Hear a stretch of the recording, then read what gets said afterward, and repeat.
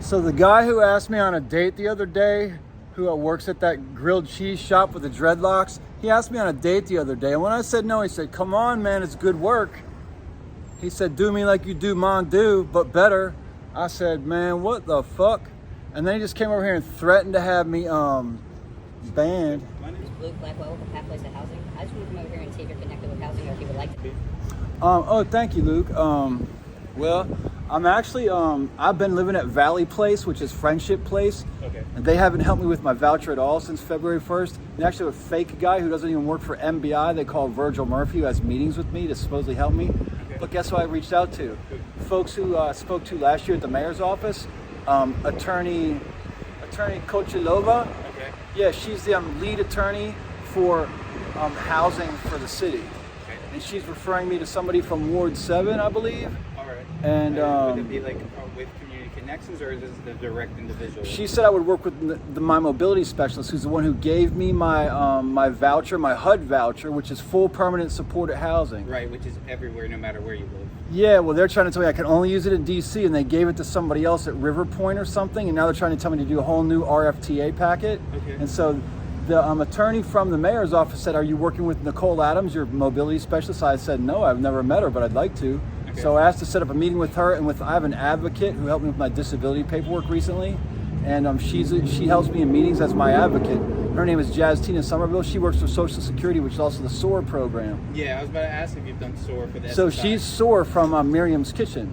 For Miriam's Kitchen. Yeah, so she's actually helped me get onto disability, and then she helped coach me to get it from SSI to SSDI because I have work history. Right. She actually just sat at a meeting on Monday with myself, my case manager, Renee Carson, the manager of case managers, Tony Carter, also known as Tanisha, and Virgil Murphy from MBI, and my CSW named Stanley Mondu, who seems to look different at different times when I meet him, from Preventive Measures. And they do my psych med management, Okay. and they make sure that I'm good to go for the courts. And that's where I have counseling, and also they manage, actually it's crazy, psych meds, but cannabis for PTSD caused by the police and actually other doctors who torture me. So, and did they send you over to K Street to get the medicine management over there, or? So actually, somehow it's listed that that's my doctor, but my doctor is Dr. Baya, who was at So Others Might Eat. Okay. I've never even gone. I tried to do the K Street one place one time, and they never even served me. Okay.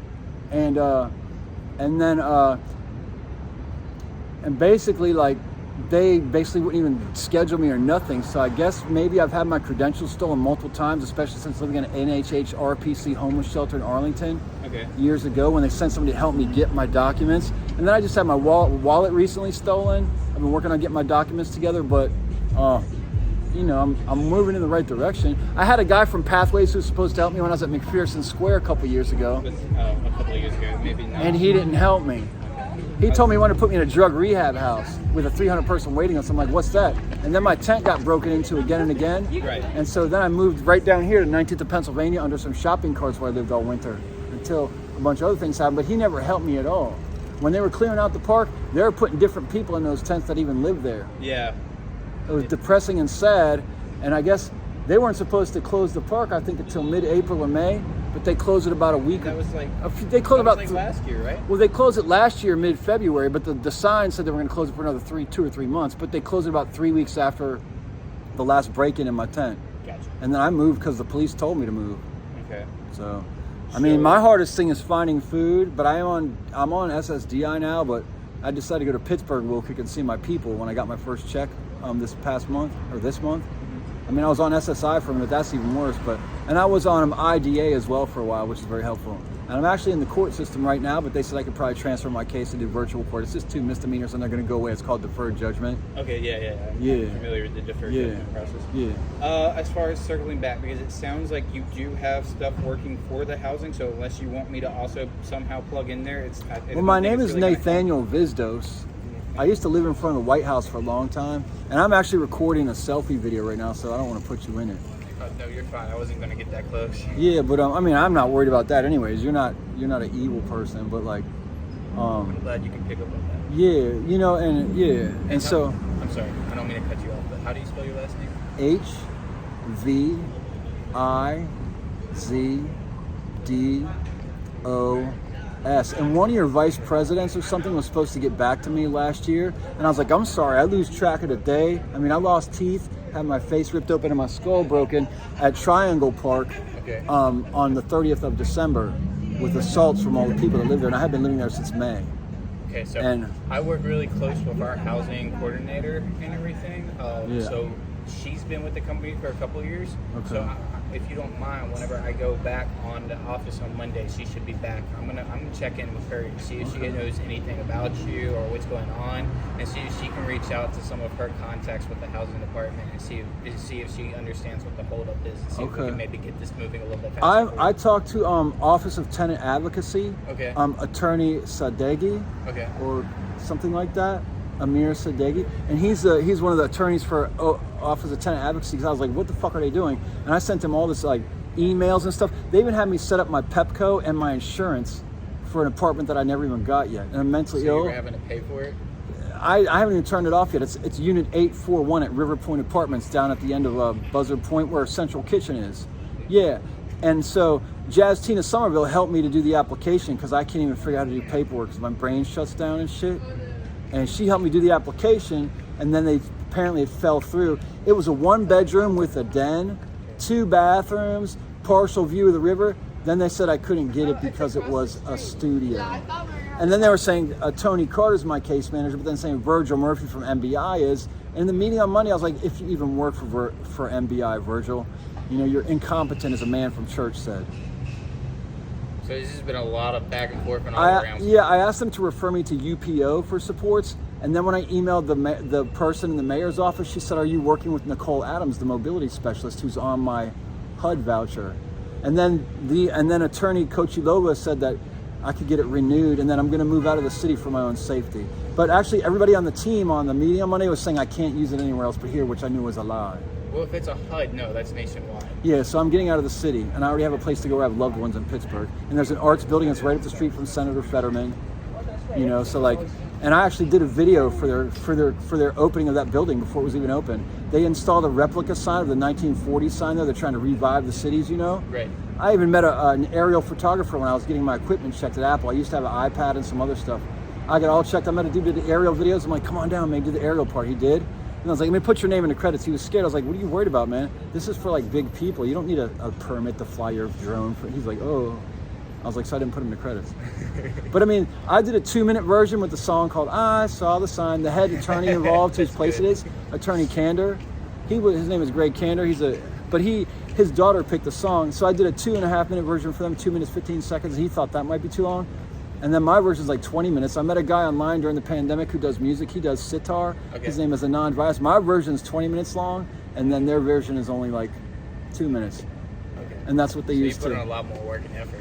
I worked there on that video probably for like a week and a half every day, doing time lapse all day and all these other shots. There was even a professional photographer up there. He had his GoPro out the window and stuff, so I got all footage from different people and put it together.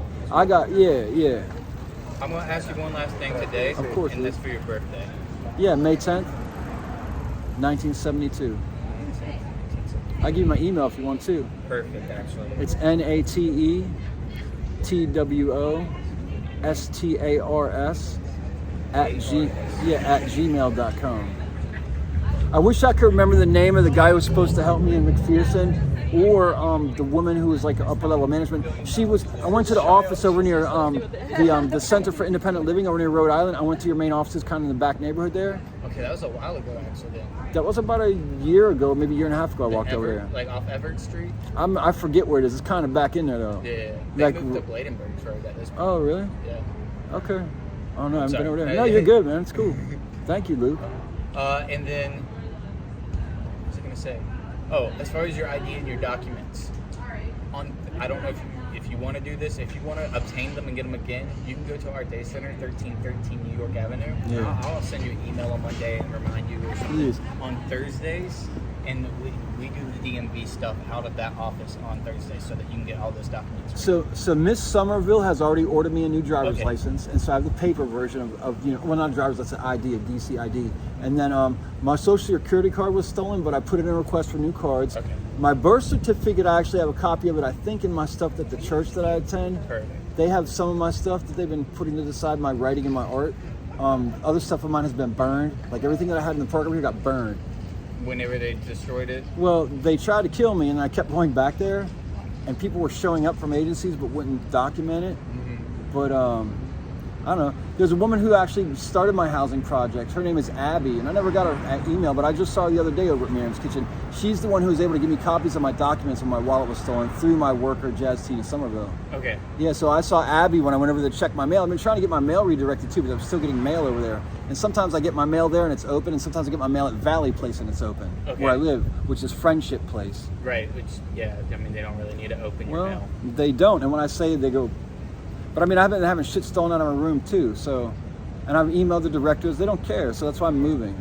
Okay, and that's, are you talking about when you say you're moving, are you moving like soon out of Valley Place, or are you waiting until you get the voucher? Well, they were saying if I refuse housing and don't look at a house with them soon, then they might kick me out. I was like, you're gonna kick me out? I'm gonna tell my federal judge I'm working with that you're kicking me out, and I'll fucking live in a tent until I get done with the case.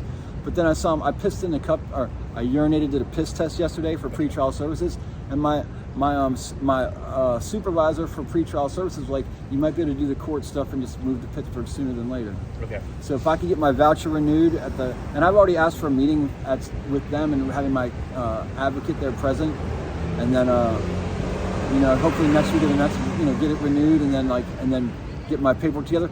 O-Ringer, I already started my voucher there, and it's a low income place, and I told them I had a voucher already, and as soon as I get my phone, which I was supposed to get a phone today, but I've been trying to get money here for medication because cannabis is not paid for by Medicare. Right. So because it's illegal federally still. Yeah, it's kind of a weird thing. Yeah. Because it's a federal city, but if I get it, I'll smoke it right here. Yeah, and then it's legal to smoke it, so it's just strange, man. But I don't know. All right, Nathaniel, it's been nice meeting you. I'm gonna let you go, too. and hopefully I'll be able to have some kind of information for you early next week and be able to reach back out or word up. Please email me. Yeah. Yes, sir. I mean, I'm here every day. I wake up before dawn most days, and then there's a lot of scary things going on I probably shouldn't get into, but I'm just trying to look out for myself now. You're right. And then try and help other people after that. Right, which is why I'm going to take this back to Karen. Like I said, she's our housing coordinator. She's one of the best ones. So she's going to be able to answer a lot of the questions for me that I'm going to be able to translate back to you and see what we can figure out what's going on. Cool, brother. Nice to meet you, man. You as well. Thank you. Peace. Thank you, Luke.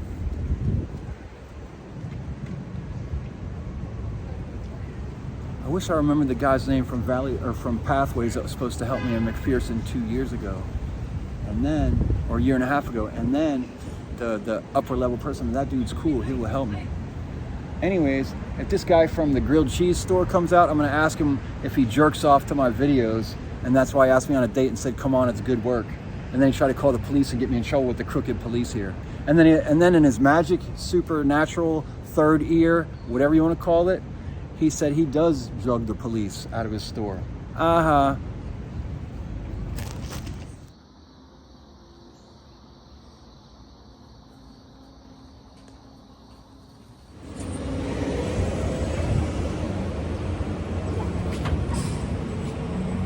National debt, 35 trillion. That's over 100,000 each person in the USA. They got some weird ass flags flying over here. They ain't even USA flags. It says here, $1 billion in interest just in a day. Peter G. Peterson Foundation. Is it true? We got some work to do. 100 million% to save everybody on the planet. Let's do that.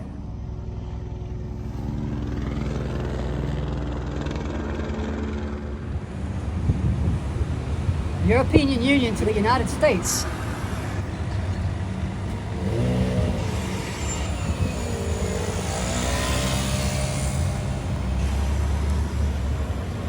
Nah, shorty. Also, Christian, find out about the faith of our founders. Wallbuilders.com. Fuck that. Christianity has nothing to do about excluding people or walls. It has to do with Jesus, and it has to do with eliminating the Pope and all of those Catholic Pope people. Because we want the Pope and the cardinals and the archbishops and the bishops do.